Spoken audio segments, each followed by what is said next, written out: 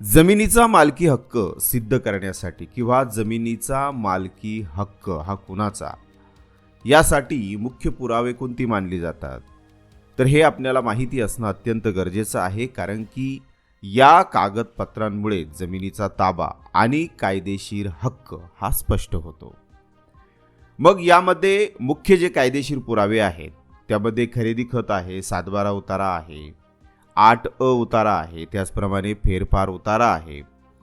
मग यामध्ये जे खरेदी खत आहे हा जमिनीच्या मालकीचा सर्वात महत्त्वाचा आणि प्राथमिक पुरावा असतो. जेव्हा जमिनी खरेदी केली जाते किंवा खरेदी विक्रीचा व्यवहार केला जातो तेव्हा दुय्यम निबंधक कार्यालयात याची नोंद ही केली जाते. त्यानंतर सातबारा उतारा ग्रामीण भागातील शेतजमिनीसाठी हा एक महत्त्वाचा दस्तऐवज आहे. यामध्ये जमिनीचा गट नंबर, क्षेत्रफळ, मालकाचे नाव आणि कर्जाचा बोजा यांसारखी माहिती असते. यानंतर 8 उतारा याला खाते उतारा असेही म्हणतात.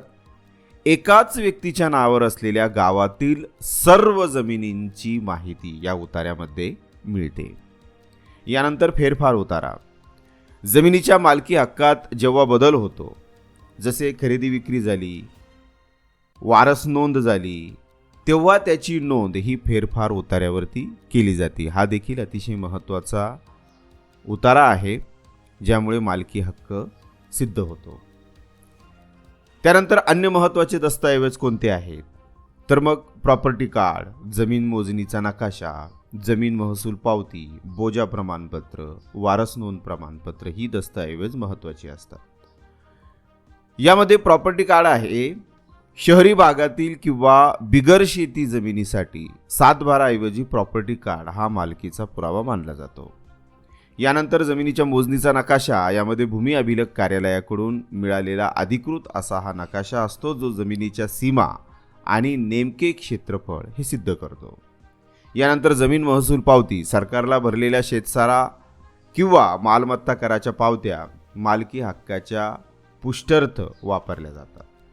यानंतर बोजा प्रमाणपत्र जमिनीवर कोणतेही कायदेशीर कर्ज किंवा वाद नाही हे दर्शवण्यासाठी याचा वापर होतो.